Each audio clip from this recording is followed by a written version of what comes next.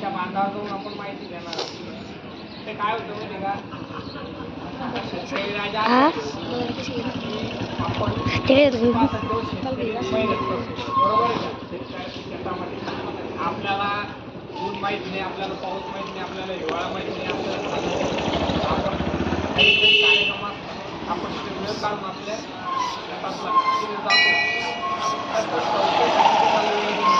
आता संस्था काही तुम्हाला 24 तास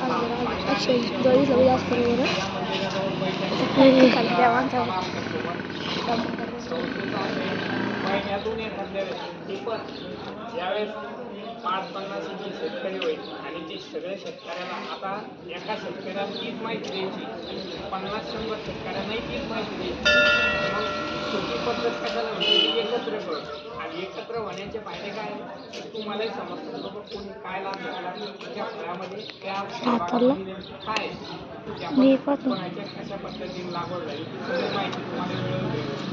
दुसरी गोष्ट आता कृषीचं प्रत्येकाला जर 10 मिनिटं 50 शेतकऱ्याला